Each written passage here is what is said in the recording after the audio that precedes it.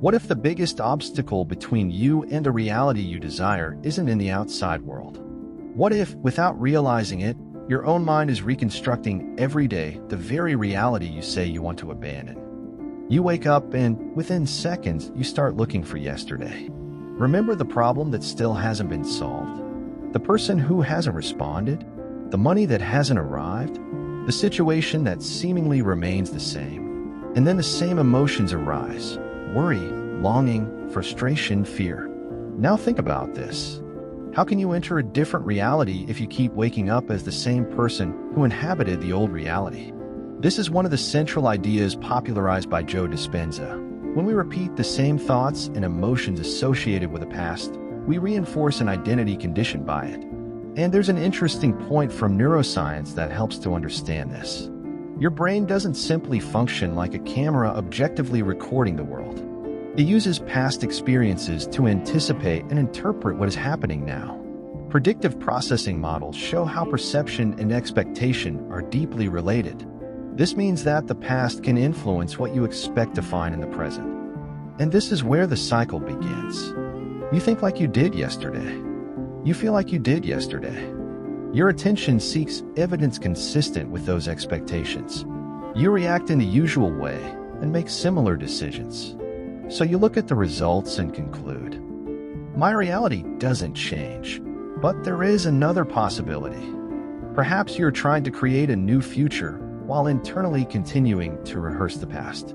This is where ideas found in the teachings of Joe Dispenza and Jacob Petrie on identity, consciousness, and reality change can be used as a powerful metaphor for transformation. We don't need to claim that the mind literally chooses parallel universes. This hasn't been demonstrated by quantum physics.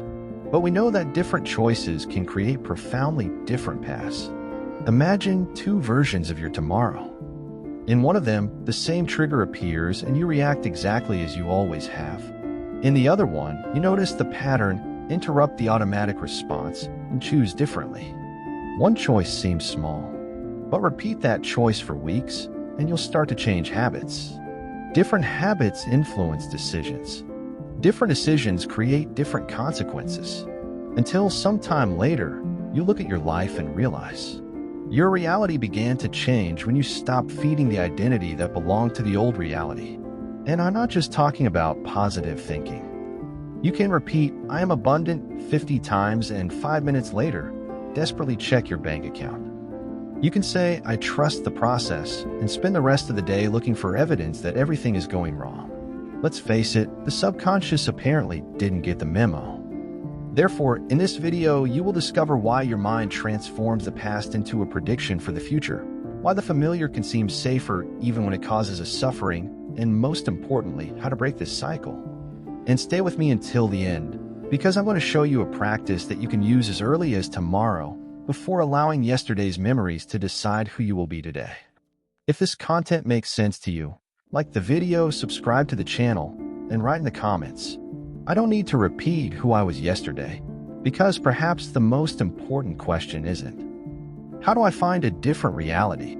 Perhaps it is, who do I need to stop being in order to stop recreating the reality I no longer want? Right now, there is much more happening around you than your conscious awareness can perceive.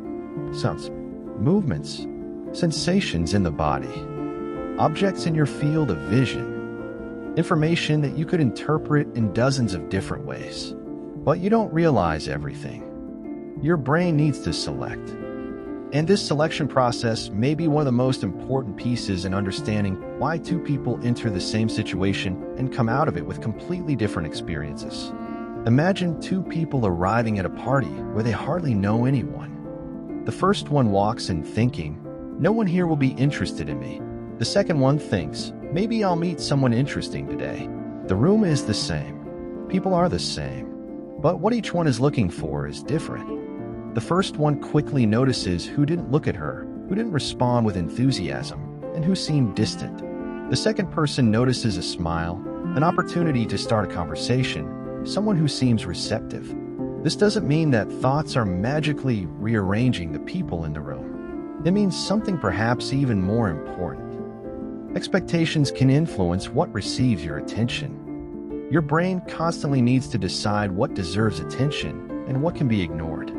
And what you consider relevant tends to take priority. Now apply this to your own life. Perhaps there are opportunities that you don't recognize because they don't match what you expect. Perhaps someone is offering you a possibility, and your mind dismisses it before you even investigate it. Perhaps a door has appeared, but since it doesn't look like the door you imagined, you simply walk through it. This is where the spiritual idea of changing realities takes on a much more interesting dimension. Because changing your experience isn't just about envisioning a different future. It involves becoming capable of perceiving possibilities that your previous way of looking at the world did not consider relevant. Think about when you learn a new word and, mysteriously, you start finding it everywhere. The word was probably already there. What changed was his ability to notice it. The same can happen with opportunities, behaviors, and choices. That's why visualizing a desired future can be useful when it's not treated as magic. Mental rehearsal can help you define more clearly what you're looking for and how you intend to act when an opportunity arises. But there's a catch. Many people do exactly the opposite. They wake up and immediately look for evidence that nothing has changed. They pick up their cell phones. They are verifying the message. They check the balance. They are checking the views. They check if that person has shown up. And in a few minutes, they transform the morning into a complete audit of the old reality. It's almost like saying to the brain, before we start the day, find me all the proof that we're still in the same place. And he is very competent at that task. So try something different tomorrow. Before checking what's missing, ask yourself a question. What would I realize today if I truly believe that new possibilities are available to me? Don't invent signs. Don't turn every license plate into a message from the universe. Look for real opportunities. A conversation. An idea. An invitation. A decision you would normally postpone. A different response to a familiar situation. Because perhaps a new reality doesn't begin when the entire universe changes before your eyes. Perhaps it begins when you finally manage to see a possibility that the previous version of yourself would have ignored. And this leads us to something even deeper. If your attention can select different parts of the experience, what determines in advance what your mind expects to find? Because your brain doesn't just observe the present. He tries to predict what is about to happen. There is a fascinating characteristic of the brain that completely changes the way we understand our experience. It doesn't simply wait for the world to happen and then react. It is constantly making predictions. When you enter an unfamiliar place, talk to someone, or face an important situation, your brain uses past experiences to estimate what is likely to happen next. This is one of the ideas explored by predictive processing models in neuroscience. Think of something simple. You receive a message saying, "We need to talk." It's just 2 words. But before you even know the subject, your mind can construct an entire story. If you're going through a period of insecurity, you might think, "I did something wrong." If you're waiting for a job opportunity, you might wonder, "Could it finally have happened?" The message hasn't changed. The forecast has changed. And this prediction influences your body, your attention, and even the way you enter that conversation. Now imagine this happening not just with messages, but with money, relationships, opportunities, and important decisions. If you've spent years expecting rejection, your brain can become extremely efficient at detecting any sign that seems to confirm rejection. If you have lived in scarcity for a long time, a financial opportunity may not only arouse enthusiasm, it may also arouse distrust. This is where an idea that is very present in Joe Dispenza's work becomes useful. If the past continues to be the main reference used to imagine the future, tomorrow begins to seem like a psychological extension of yesterday. But there is an important distinction. This doesn't mean that thinking about something obligates the universe to deliver it. This means that expectations alter preparation, and preparation alters behavior. Imagine 2 versions of you walking into the same meeting. An expectation to be ignored. The other one comes in prepared to contribute. The first person might speak less, hesitate, avoid eye contact, and abandon an idea before presenting it. The second person can ask a question, present a proposal, and start a conversation that wouldn't otherwise exist. A single difference in behavior can trigger a completely different sequence of events. This is where we can use the idea of parallel realities as a practical metaphor. On one path, you remain silent. In the other one, you speak. In one, you return home exactly as you arrived. On the other hand, that conversation generates contact. Contact generates an invitation. The invitation generates an opportunity. Years later, the two paths could produce radically different lives. And it all began at a moment that seemed insignificant. Therefore, a practice associated with Dispenza's teachings can be interesting when used in a concrete way, mentally rehearsing who you want to be before entering the situation. Don't just focus on the ultimate prize. View the answer. How would you get into that room? How would I speak? What would you do if faced with rejection? How would you react if an unexpected opportunity arose? This difference is fundamental. Many people envision having an extraordinary life, but never rehearse how the person capable of sustaining it would behave on an ordinary Tuesday at 3 in the afternoon. And it is precisely in these ordinary moments that different futures begin to diverge. Before going to sleep tonight, choose a real situation that you will face tomorrow. Close your eyes for a few minutes and imagine yourself responding to it in a way that isn't yet automatic for you. Don't try to control the outcome. Rehearse your presence within it, because you might not be able to predict what opportunity will arise tomorrow. But you can start deciding today who will be there when she arrives. There's a curious phenomenon that happens just when your life starts to change. You land an opportunity you've been wanting. You meet someone who is emotionally available. You start a promising project. You finally have the chance to charge more for your work, to be seen, to grow, to make your mark. You should feel nothing but enthusiasm. But he feels discomfort. And then he starts overthinking. Is this really for me? Maybe I'm going too fast. What if I lose everything afterwards? Suddenly, what you ask for starts to seem threatening. Why? Because the brain doesn't necessarily confuse familiarity with happiness, but tends to cope better with what it can predict. That's why someone might complain about a certain situation for years, and then when a real opportunity to leave it arises, feel the urge to go back. Not because I enjoyed suffering, but because he knew the rules of that world. The new one doesn't have a map yet. Think of someone accustomed to unstable relationships. When they finally find a consistent person who responds, shows interest, and doesn't play emotional games, something surprising can happen. She feels that something is missing. Sometimes, what's missing isn't connection. It's the chaos your system has become accustomed to. The absence of that roller coaster ride can be interpreted as a lack of chemistry, simply because tranquility has not yet become familiar. And this also shows up in the money. A person may desire prosperity, but when presented with a greater opportunity, they immediately begin to imagine everything that could go wrong. You don't need to turn to the universe to explain this reaction. Significant changes involve uncertainty, and uncertainty requires the brain to abandon some of its known predictions. This is where the idea of a new identity, extensively explored by Joe Dispenza, gains practical value. Creating a different life requires more than just knowing what you want. It requires developing emotional tolerance to remain in the new time long enough for it to stop seeming strange.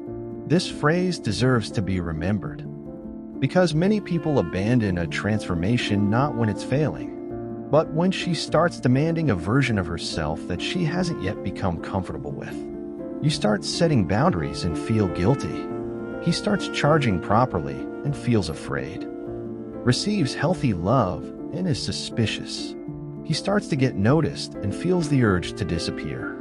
At this point, be careful not to automatically interpret discomfort as a sign that you are on the wrong path. Sometimes discomfort is just discomfort. It's not a cosmic message. It's not necessarily your intuition telling you to run away, and it doesn't mean you should ignore real risks. The point is to learn to distinguish between concrete danger and emotional novelty. When something new comes up, try asking yourself 3 questions. Is there a clear threat here? Or am I simply facing something that I don't yet know how to control? I'm rejecting this because it doesn't suit me, or because it doesn't suit the person I've learned to be. These questions can reveal a lot, because there's a strange moment in the transformation when the old life no longer satisfies you, but the new one still doesn't feel natural. You're caught between two versions, and that's precisely where many people return. Not for lack of potential, but why do they confuse what is known with what is certain? So when the next healthy opportunity seems strangely uncomfortable, don't run away immediately. Observe, breathe. Give yourself enough time to find out if there really is something wrong. Or maybe you're just experiencing what it's like to live without what once seemed normal. There is a behavior capable of silently destroying what you are trying to build, constantly checking the results. You set an intention in the morning and a few hours later look for evidence. Has it already happened? Has anything changed? Where's the signal? You visualize prosperity and then open your bank account to confirm its absence. He craves a new opportunity and compulsively refreshes his email. You want to forget someone and visit their profile just out of curiosity. Let's face it, sometimes we call this conscious manifestation, but we're actually conducting a kind of 24/7 spiritual surveillance. And there's an interesting problem here. Every check can redirect your attention to the question, is something still missing? Imagine planting a seed and digging it up every morning to check if the root has grown. You're not speeding up the process. She is ending her relationship with him. This is where an idea associated with Joe Dispenza's teachings becomes especially useful, establishing a direction internally and then avoiding continually returning to the emotional state of lack that motivated that search. But this needs to be understood carefully. It doesn't mean ignoring your bank account, neglecting a selection process, or abandoning concrete actions hoping that the universe will solve it. The difference lies between keeping up with a reality when necessary and using it compulsively to determine your internal state. Imagine you've decided to build a new career. One approach is to check results every day and conclude that nothing is working because there hasn't been a significant change yet. Another question is, what can I build today that will increase my chances in 6 months? This question shifts your attention from the immediate result to the creation process. And perhaps this is one of the most powerful changes of all. Because a person obsessed with the outcome tends to ask, when will my reality change? Someone involved in the process asks, what am I creating today that I can't yet fully see? There is a huge difference between the two. In the first one, you remain waiting. On Monday, you participate. If you like the language of timelines, imagine that each small action functions as a vote. You study when you could give up. One vote, send the proposal you've been putting off. Another vote, he refuses to return to a dynamic he has already decided to abandon. Another vote, take care of your body even if there's no visible change in the mirror. Another vote, none of these decisions seems capable of changing a life in isolation, but hundreds of them are starting to point in the same direction. And after some time, what seemed like a sudden change turns out to have been built up silently. Therefore, try a simple rule. Reduce verification and increase creation. For every time you feel the urge to ask, where are the results? Do something consistent with the result you want. If you want to write a book, write 1 page. If you want a professional opportunity, develop a skill or make a connection. If you want a different kind of relationship, practice today the boundaries you hope to be able to maintain tomorrow. If you want a different mindset, stop giving all your attention to what you've already decided to leave behind. Because maybe you don't need proof every morning that you've entered a new reality. Perhaps the most important proof is realizing that you no longer respond to life exactly as you used to. And when this happens consistently, something begins to change. You stop waiting for the future to come looking for you and starts walking towards him. Major changes rarely arrive with announcements. Wake up. This is the moment that will change your life. Most of the time, they appear disguised as decisions so small that you hardly realize their importance. To reply to that message or not, make that call. Get up when the alarm clock rings. Saying no when you would normally say yes. publishing something even when afraid of judgment, leaving a place 5 minutes earlier. Start a conversation with someone you would normally ignore. At that moment, it seems like just a choice, but every choice changes what can happen after it. Imagine you receive an invitation to an event, and your first reaction is to decline. You're tired. You don't know anyone. Your mind comes up with 10 perfectly convincing reasons to stay home. In one version of that night, you won't go. Nothing necessarily bad happens. But in another one, you decide to go. There, talk to someone. This person mentions an idea. The idea leads you to research something the next day. Research leads to a project. The project puts you in front of people you would never have met if you had stayed at home. This doesn't mean that accepting invitations is a secret technique for manipulating the universe. The point is something else. Decisions alter chains of possibilities, and we can't foresee how far these chains can reach. This is where the metaphor of parallel realities becomes fascinating. In the many worlds interpretation of quantum mechanics, there are profound discussions about different possible outcomes of quantum events. But there is no scientific evidence that you can simply think of a Ferrari and transfer your consciousness to a universe where it is parked in the garage. That would be convenient, especially for a Ferrari. But there is a much more useful way to apply the idea of possibilities to everyday life. Each decision closes some paths and opens up others. Jacob Petrie extensively explores this language of reality shifting and selecting a different version of oneself.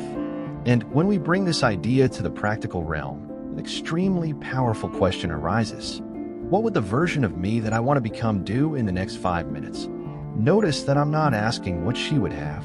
I'm asking what she would do. Because imagining destiny is easy. The difficult part is replicating the decisions that could lead to it. If your future self is healthy, what does it do when it's tired? If you are financially responsible, what do you do when you receive money? If you are emotionally free, what do you do when that person reappears? If you are confident, what do you do when you feel afraid? This is the part that almost no one puts on the vision board. People visualize the house, the relationship, freedom, success, but they rarely visualize the uncomfortable conversation, the discipline, the limits, the study, and the hundreds of shared choices that make that life possible. So conduct an experiment. Choose an area of your life that you want to transform, and for 7 days, forget about the end result for a few moments. Try to make just one decision a day that your future self would make differently. 1, not 20. A conscious decision. Then repeat the next day. This shifts the focus from when will my new life arrive to something much more powerful. Which possibility am I making more likely with the decision I am making now? Perhaps you can't see where a small choice will lead. Nobody can do it. But that's precisely why some seemingly insignificant decisions deserve so much attention. Because there are times when two futures begin to diverge. And from the outside, all that happened was you saying yes instead of no. There's a reason why some visualizations seem powerful for 5 minutes and then disappear at the first problem of the day. You close your eyes. Imagine the life you want. You feel confident, free, and abundant. Then you open your eyes, receive an unexpected message, and in 10 seconds, all that serenity resides. This happens because imagining a new version of yourself is relatively easy when nothing is challenging you. True transformation occurs when the environment presents the same stimulus as always, and you are able to produce a different response. This is where one of Joe Dispenza's best-known practices becomes interesting: mental rehearsal. The principle is not simply to fantasize about what you wish to possess. It's about rehearsing who you intend to be. And there is relevant science behind mental rehearsal. Studies in areas such as motor learning show that imagining certain actions can partially recruit circuits involved in their execution. This doesn't make imagination equivalent to actual practice, but it helps explain why athletes, musicians, and other professionals use mental training combined with concrete practice. Now apply that to your identity. Instead of visualizing only the moment when everything went right, visualize the moment when you normally lose control. Imagine someone criticizing you. What does your new version do? Imagine a plan going wrong. How does she respond? Imagine not receiving what you expected immediately. She falls into despair or manages to remain lucid. That's when visualization stops being a pretty film about the future and transforms into preparation for the future. Try something simple. Choose a trigger that usually overwhelms you. Close your eyes and imagine the situation in enough detail to recognize it. Now mentally interrupt your usual response. Take a breath before answering. Try choosing different words. Consider maintaining a limit. Imagine remaining present where you would normally react impulsively. And add something essential. Emotion. What would it be like to experience clarity in that situation? What would it be like to experience security without having to control everything? What would it be like to act confidently before receiving external approval? Dispenza strongly emphasizes the idea of anticipating emotions associated with a desired future. Scientifically, we should avoid transforming this into the assertion that an emotion alone compels external events to occur. But there is an extremely powerful application. You can practice inner states before you need them. And this completely changes the function of meditation. You don't meditate just to escape for 20 minutes from the life you have. You practice so you'll be different when you go back to her. Because it doesn't matter how uplifted you felt with your eyes closed if, upon opening them, any small event immediately returns control to your former reaction. The real test doesn't happen during viewing. It happens later. In traffic. At the meeting. In the discussion. When no one answers. When the result takes too long. When something doesn't happen the way you planned. It's in moments like these that you discover if you were just imagining another version of yourself, or actually starting to train her. So tomorrow, before you start your day, don't just ask, what do I want to happen? Ask, who do I want to be, no matter what happens? Visualize that person. Practice your answers. Feel the state you wish to maintain. Then open your eyes and go live. Because the most important visualization doesn't end when you open your eyes. That's precisely where it starts to be tested. There comes a point in any true transformation when you notice something strange. That which once exerted enormous power over you no longer produces the same reaction. The message arrives and you don't feel the need to respond immediately. The provocation happens and you don't need to win the argument. An opportunity disappears, and instead of concluding that your life is over, you start looking for the next possibility. The circumstances may even be similar, but you are no longer compatible with the same response. And perhaps this is one of the most concrete signs of change. These are not repeated numbers on the clock. It's not about finding a feather on the ground. It's not about someone showing up on your feed saying, the universe has an urgent message for you. These things may have personal significance, but there is far more useful evidence to observe. The thing that once controlled you is losing authority. Think of a person who has spent years seeking validation. She would enter a room and, without realizing it, monitor expressions, tones of voice, responses, and silences. Did they like me? Did I say something wrong? Why didn't that person answer? Then, little by little, something changes. She doesn't become indifferent. She simply stops leaving the job of deciding its worth to other people. Now imagine the cumulative effect of that. She begins to speak more freely. It sets different boundaries. Choose different relationships. Perhaps he will accept opportunities that he would have previously refused for fear of judgment. Perhaps she will abandon environments where she needed to diminish her own presence in order to be accepted. Understand what happened. She didn't wake up in another universe, but the range of experiences available to her began to change because certain choices had now become possible. This is a much more powerful way of thinking about changing reality. Don't just ask, how do I get to that life? Ask, what would cease to make sense to me if I actually became that person? If you became emotionally secure, which games would cease to be interesting? If you developed self-respect, in which situations would you stop negotiating? If I were to truly build a different relationship with money, which impulses would lose their power? If you had confidence in your own work, how many more times would you ask permission to begin? This question reveals something that visualizing the result often hides. Every new identity requires some goodbyes, and they aren't always farewells to people. Sometimes you need to say goodbye to the need to explain everything, the need to be understood by everyone, due to the urgency of controlling the outcome. The habit of abandoning something because it didn't receive an immediate reward, even a version of itself that learned to survive in a certain way and that, for a long time, had an important role. You don't have to hate this version. She brought you all the way here. But what was necessary to survive one phase of your life may not be what will allow you to build the next. That's why changing your identity shouldn't mean pretending to be someone you're not. It means ceasing to reinforce behaviors that no longer represent what you have decided to build. And there's a simple test for that. When an old situation arises again, observe your initial reaction. Then ask, does this answer belong to the life I am building or to the life I am ending? Don't expect perfection. You'll still react in old ways sometimes. The goal is not to transform into an enlightened creature who never gets annoyed in traffic. The goal is to notice it sooner. Choose sooner. Return earlier. Until what once required an internal struggle simply begins to lose relevance. And then something curious happens. You stop obsessively asking yourself if you've changed realities, because you start to notice that certain things that previously seemed inevitable, they can no longer find the same version of you.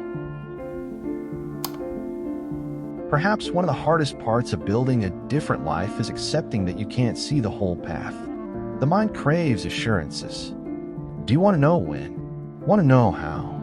You want to know who will show up, where the opportunity will come from, and which decision will produce exactly the expected result. And when you can't find those answers, the temptation arises to return to the familiar. But think about how many important things in your life began in ways you could never have planned. An apparently irrelevant conversation, a decision made in just a few minutes, a person you met by chance, a failure that forced you to look for another way. At that moment, you couldn't see the entire sequence. All you could see was the next move. This is an important point when we talk about protests. Many people believe that having an intention means determining exactly how the future should unfold. It has to be that person. It has to be this job. It needs to happen by that date. It needs to arrive this way. But there's a contradiction there. You say you want a reality you don't yet know, while demanding that it be built exclusively from possibilities your current mind can already imagine. Perhaps there are paths you haven't yet explored, people you haven't met yet, ideas you haven't had yet, opportunities that I wouldn't even recognize today. That's why, instead of trying to control every detail, it can be more helpful to have clarity of direction and flexibility of path. Know what you want to experience. Find out which prices you no longer want to negotiate. Find out who you want to become. So remain attentive to what appears. This isn't about sitting around waiting for the universe to deliver a package. It's exactly the opposite. It's about acting without demanding any guarantee up front. Joe Dispenza often talks about becoming comfortable with the unknown. And there's something psychologically powerful about that idea. Because any truly different future contains an inevitable amount of uncertainty. If you knew exactly how everything would happen, it probably wouldn't be so new anymore. Therefore, there is a simple practice that can change the way you start your day. In the morning, after setting your intention, ask yourself, what is the next action that is under my control? Don't try to solve the next 5 years. Solve the next move. Perhaps it's a matter of sending an email, to finish a job, make a call, to refuse a proposal, accept a conversation, learn something, or simply not going back to something you already know is over. Then ask another question. Am I open to a different path than the one I imagine? This second question is important because sometimes we are so enamored with the form that we don't see the opportunity. You ask for growth and you get a challenge. Ask for change and something will end. Ask for an opportunity and a job will appear. He asks for a different life and discovers that some things won't be able to accompany him. Not every obstacle is the universe testing you. Sometimes an obstacle is just an obstacle. But not every deviation means you failed. Some deviations simply reveal information you didn't have before. So keep adjusting. Observe, learn, act again. Perhaps that's what it truly means to walk towards the unknown, not to abandon reason, but to stop demanding that reason know all the answers in advance. You don't need to wake up tomorrow knowing exactly what your life will be like a year from now. You just need to avoid automatically handing the next step over to the person you were yesterday. Because the future is not built on a single extraordinary decision. It emerges as you choose, correct, learn, and choose again. And perhaps that's precisely what freedom is. To reach a point where the unknown stops seeming like a place where everything can go wrong and starts seeming like a place where something you can't even imagine yet might also go right.